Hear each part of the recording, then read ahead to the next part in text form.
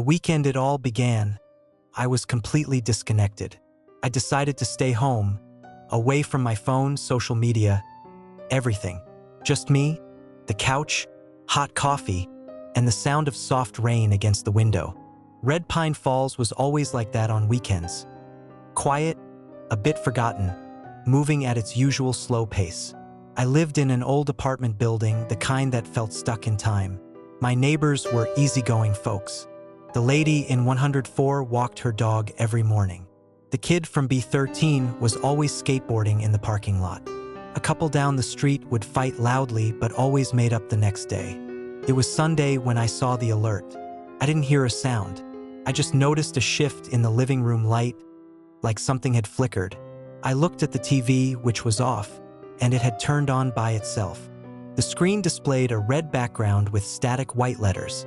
Emergency alert. Do not leave your home. Remain disconnected. Avoid windows.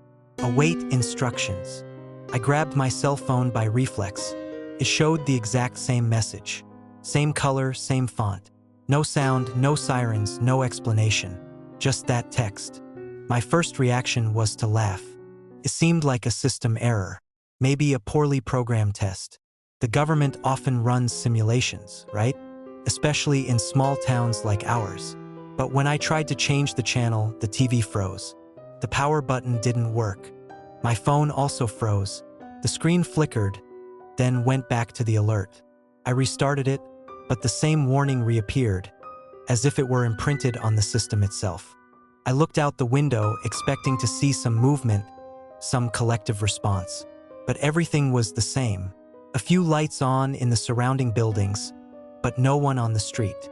Not even the sound of the lady calling her dog, or the skateboarder, or the couple arguing. Just a thick silence, as if the world was holding its breath. I went back to the couch, phone still in hand. I tried to open any app, but nothing worked. Everything was frozen. I turned on the old radio on the shelf. As soon as it powered up, the announcer's voice was interrupted, and the same alert phrase began to repeat, like a soft, emotionless mantra. Do not leave your home. Remain disconnected. Avoid windows. I switched it off immediately. From that moment on, everything in me wanted to say it was just a technical glitch, a coincidence. But something was wrong. Very wrong. The next morning, the first thing I noticed was the silence. Not a common silence.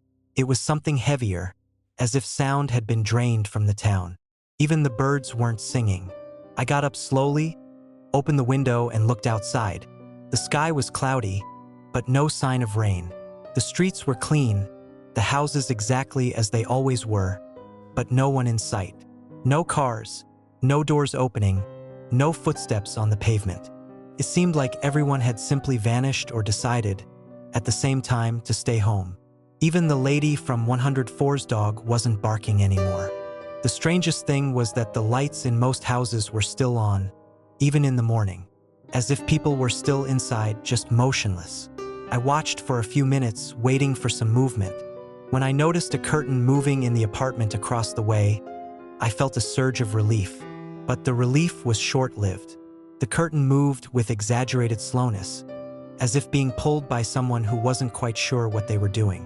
And then, through the glass, I saw a face. It was Mr. Larkin from 202. He was just staring blankly at the sky, unblinking, expressionless. The curtain slowly dropped back down, and the window was closed. I went back inside and tried to make a call. I called my sister, then my friend Mark, and then the city's main line. All the numbers rang, but none answered, until one call connected. My sister's name appeared on the cell phone screen. I answered immediately. Hello. Silence. Then a voice emerged, but it wasn't hers. It was low, soft, strangely calm. Everything's fine now. Stay home. Await instructions. I hung up immediately. I don't know why it scared me so much. It wasn't a threat. It was the tone. Too calm, too controlled, as if someone had been trained to soothe me. But I wasn't calm, and something told me I shouldn't be. Shortly after, I heard footsteps in the hallway. I went to the door and looked through the peephole. It was the teenager from B13, the skateboard kid. But he didn't have his skateboard with him. He just walked slowly down the hall, looking at each door. He reached mine, paused for a few seconds, and then whispered something too low for me to understand. Then he continued walking to the end of the hall and disappeared down the stairs. I opened the door slightly and called out to him, but he didn't respond. He didn't even turn his head. That night was even stranger. The streetlights flickered, like a bulb about to burn out. In a moment of nervousness, I yelled out the window, asking if anyone knew what was happening. No answer. But in the distance, I heard the sound of a door opening, and then another. Suddenly, all over the block, several doors slowly began to open. People emerged from their homes, but they didn't speak, they didn't interact. They just walked silently into the street, looking up at nothing, as if they were waiting for something to fall from the sky. There was Mr. Larkin, standing in the middle of the street, still with that empty expression. The lady from 104 was beside him with her dog, which was now lying motionless, eyes open. The teenager was there too. No one moved anymore. I stood there, watching, my heart pounding. And then, as if they'd received an invisible command, they all went back inside at the same time. I closed the curtains, turned off the lights, and sat on the kitchen floor. Something was happening, and it wasn't just a simple alert. No one seemed scared, and that's what bothered me the most. It was as if they had accepted a new rule, a new logic. And I was the only one who still hadn't figured out what it was. I woke up the next day with a strange feeling in my body. It wasn't pain or tiredness, but a kind of weight on my shoulders, as if the air was denser. The ceiling seemed lower. The silence was no longer strange. It was the new normal. I got out of bed with difficulty, drank some coffee that tasted like paper, and went to the door. When I tried to turn the doorknob, it wouldn't budge. I tried again, harder. Nothing. It was locked from the outside. This made no sense. There was no lock on the outside of the door. At least not that I knew of. Pushed, banged, forced. Nothing gave way. I went to the living room window and tried to open it, but I noticed the glass was different. It didn't reflect properly. It was as if a film had been glued to the outside. I grabbed a hammer from the cabinet and hit it hard. The glass cracked, then broke, and a cold wind rushed through the opening.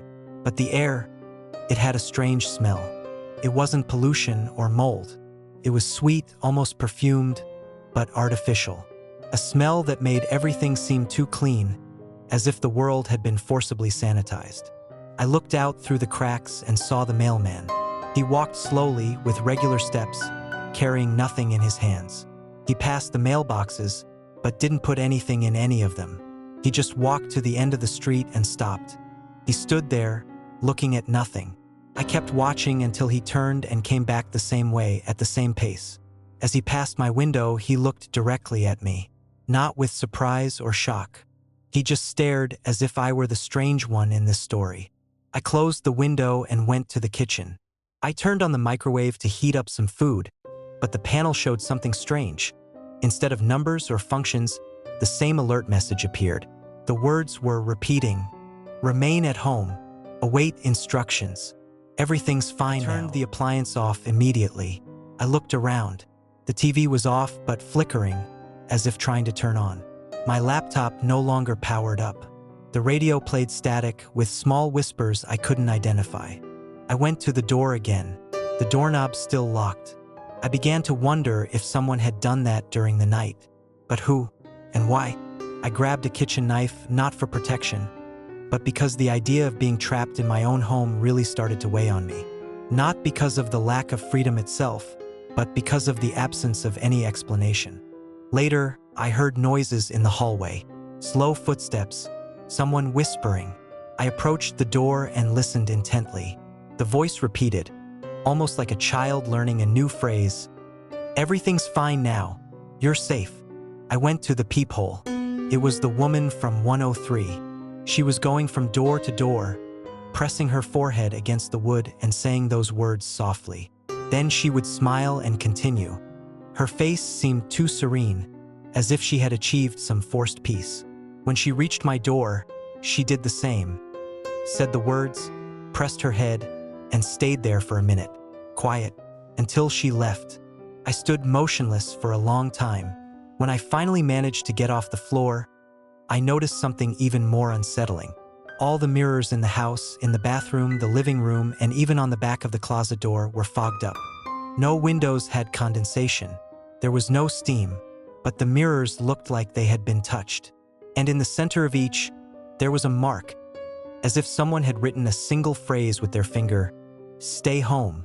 It was as if the message was trying to get inside me in every possible way. Through the screen, through the sound, through the smell, now even through reflection. I didn't sleep that night. The world outside seemed mute.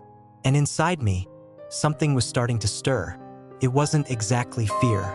It was doubt, as if a part of my mind was starting to think that maybe, just maybe, they were right, and that I really should just stay home.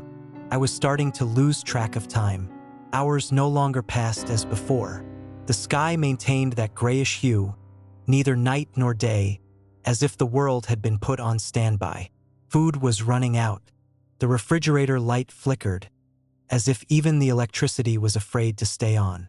I no longer received new alerts, but the original message kept flashing on all the devices that still worked, even the ones that were off. It had become a kind of ghost. On the fourth night, I heard knocking on the kitchen window. 3 dry taps, then silence. I couldn't see anyone outside. Through the crack, I could only see the tall weeds of the community garden and the motionless outline of an abandoned car. But there was something about that knocking. It wasn't random. It was human, measured, as if it was being used to get my attention, not to scare me. The next morning, a sheet of paper was pushed under my door. It was a handwritten letter with shaky letters. It said, "If you still think for yourself, come down to the basement of Block C. Bring paper. No devices." It was signed only with a name, Clark. I thought of 1,000 ways this could be a trap. But in the end, the idea of staying there, trapped and alone, was worse. I exited through the laundry room window, which was in the back and still had a simple latch. I walked through the back of the buildings, keeping my head down. The silence followed me, but it was an oppressive silence, full of invisible eyes.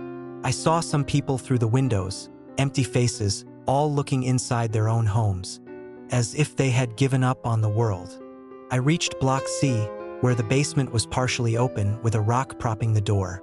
I went down the stairs cautiously, and there, in the dark, I found Clark, a thin man, unshaven, wearing an old military coat and holding a flashlight. He didn't look dangerous, but he didn't look calm either. He led me to a corner of the basement, where 3 others were sitting on the floor with pads of paper, writing. Clark spoke softly, as if even the walls there could hear. "You saw the alert, right?" "Yes." "Then you're already compromised. But maybe there's still time." I asked what he meant by compromised, and that's when he explained everything. The alert we received wasn't a warning message. It wasn't meant to protect us.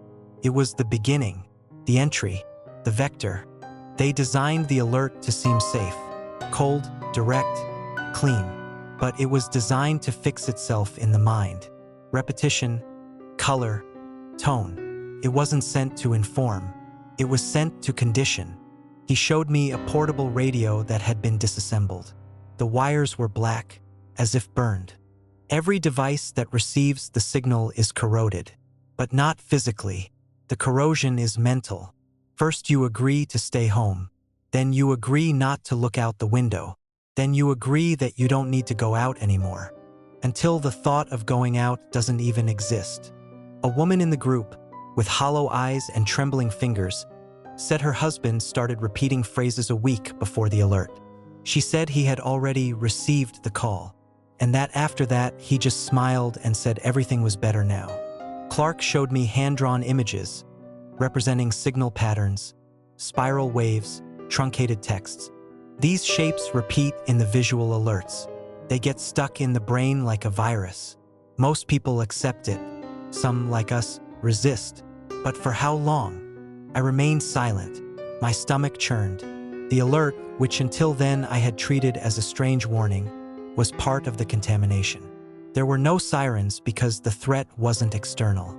It was inside everyone's head, planted there with a phrase and a color. Before leaving, Clark handed me a sheet of paper with notes. There was a hand-drawn map marking the center of town, where an old emergency transmission truck was located. According to him, that's where the signals were coming from. If you can shut that down, maybe there'll be time for the few who still resist. What about you? I asked. I've seen the alert for too long. I returned home by the same route, avoiding the glazed eyes of those peeking through windows. Upon arrival, I closed all the curtains, turned off all remaining appliances, and sat on the floor, looking at the crumpled paper in my hands.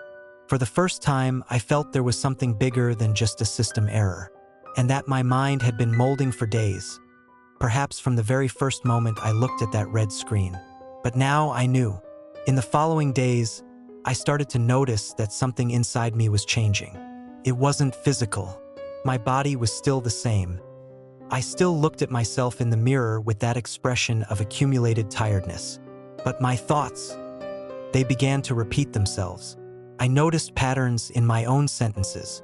I would think something and, seconds later, repeat it in a low voice, as if trying to convince myself.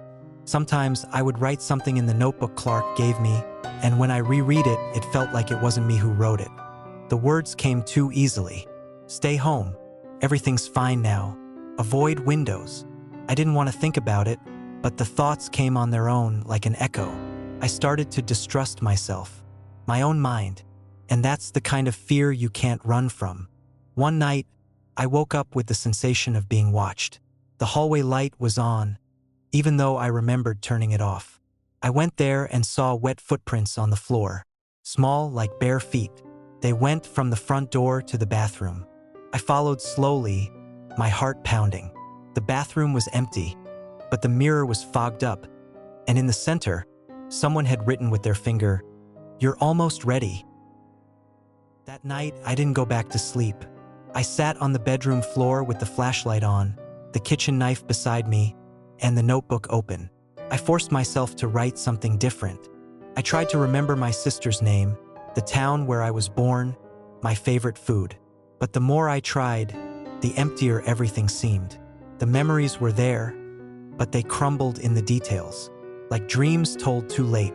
It was as if the parts that made me up were being deleted one by one.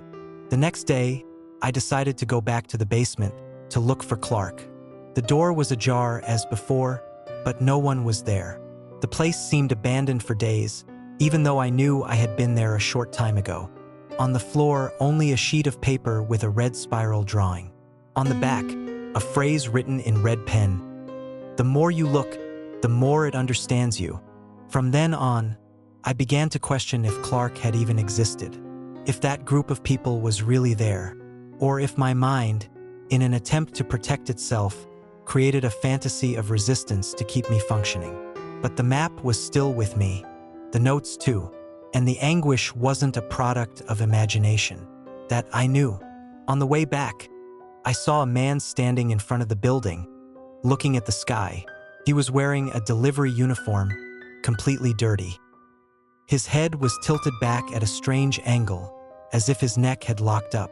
The most disturbing thing was that he was smiling, not aggressively. It was a serene, calm smile, like someone who fully accepts what is about to happen. He slowly turned his head and looked at me. He didn't say anything, but the smile widened. I ran up the stairs, locked the door with all the furniture I could drag, and locked myself in the bathroom. I was breathing too fast. My hands were shaking. My thoughts were jumbled. I looked in the mirror and tried to repeat my name out loud. Couldn't. My mouth opened, but no words came out. Just that feeling that the name no longer belonged to me. I was someone, but I didn't know who, and the part of me that knew was already gone. In the following hours, I heard knocking on the door. It was rhythmic, soft, like the knocking on the window days earlier. And between each knock, a soft voice said, "You're ready now. Let me in." The voice sounded like my sister's, or maybe my mother's, or maybe my own. I can't tell, but it was familiar, and that's what scared me the most. I spent the rest of the night in absolute silence, trying not to think, not to hear, not to feel. But even with my eyes closed, I saw flickering images, the red background, the white letters, the repeated message. And when I opened my eyes, I realized I had written on the floor with charcoal from the stove, "Everything's better now." I didn't remember doing that, but the handwriting was mine, or at least it was similar enough. When dawn broke, the sky seemed even more wrong. The light had no defined color, as if the sun was trying to rise, but something was blocking the last part of the morning. Time didn't pass correctly. My wristwatch spun the numbers as if it were in test mode. My cell phone battery had finally died. Even the silence seemed denser. I still had the map in my hands. The signal truck was marked with a circle in the center of Red Pine Falls, in front of the old radio station building. It was far and the path was exposed. But if I didn't go, I already knew my fate, to become another smiling body staring at the sky. I grabbed the notebook, a flashlight, a knife, and the remaining water bottle. I left through the back laundry room the same way as before. The streets were empty, but not like an ordinary night. It was a programmed absence, as if someone had emptied the world so I would have no one to talk to. Halfway there, I saw a child standing on the sidewalk, alone. She was looking at the pavement, hands behind her back, humming something without a melody. When I passed her, she stopped singing. She looked at me and said in a low voice, "You're going there, aren't you? They know." And then she went back to singing. I stood paralyzed for a few seconds. I tried to ask who they were, but she just turned and went into the house next door without rushing. I kept walking, and the closer I got to the center of town, the more I felt like I was walking inside a glass corridor. The store windows displayed mannequins facing outwards, all with their faces covered by red cloths. This wasn't normal. This wasn't part of the decor. It had been placed there afterwards, by someone, or by something that wanted to see me pass by. Finally, I reached the spot indicated on the map. The old radio station was locked, but behind it, in the empty lot, was the truck. A military vehicle, gray, without license plates. The windows were dark and the engine was off. Even so, the chassis vibrated, as if some machine inside was still operating. On the side, an LED panel flashed with the same message. "Remain at home. Await instructions." I approached slowly, my eyes fixed on the words. The feeling of being pulled was real. Not physically, but as if my mind wanted to get closer, understand, obey. When I put my hand on the doorknob, I heard a voice behind me. "Don't touch that." I turned and saw a man, leaning against a wall, holding an iron bar. His face was dirty, his gaze tired. He was one of the locals I used to see at the market, but I couldn't remember his name. He approached. "Can you still think?" I nodded, unsure if it was true. "Then we have a chance." His name was Martin. He had been hiding in the city center's service tunnels, trying to track the signal. He told me more people had tried to destroy that truck, but they couldn't even get close. Most gave up halfway. Others simply stopped. With his help, we opened the back of the vehicle. Inside, it was worse than I imagined. There was no one, but there were screens. Many screens, and all of them displayed faces. Hundreds of faces of the town's residents, repeating synchronized phrases. Some screens showed house rooms, others showed empty streets. It was as if the truck was watching the entire town, recording every word spoken, every window closed. Martin started destroying the wires with the iron bar while I looked for the generator. The machine trembled, as if trying to resist. When I finally cut the power cables, the screens flickered and began to shut down one by one. The sound of the voices diminished to just a whisper, and then silence. But it wasn't the end. Martin stopped moving. He stood still in the middle of the truck bed, looking at the last screen still on. It was his face, but he was smiling. He fell to the ground shortly after. No scream, no struggle. He just fell. I rushed to him, but he had no pulse. His face still showed that serene smile. For a second, I thought I was smiling too. I put my hand on my face. It was normal, but the thought lingered. I got out of there as fast as I could, running through increasingly distorted streets. The houses seemed tilted. The trees seemed to be watching me, and the feeling of being followed never left me. When I finally reached the edge of the town, I no longer knew if I had managed to escape the signal or if I was just carrying it with me. I stayed out of town for a while, hidden in an abandoned shed on the outskirts of Red Pine Falls, eating the little I had saved and drinking rainwater. I thought maybe I had won, that the destroyed truck meant the end of the signal. But every night I heard something, not outside the shed, inside me, low voices repeating the same thing. Not like a thought, it was deeper than that, as if my mind had been re-recorded by a program that was still running in the background.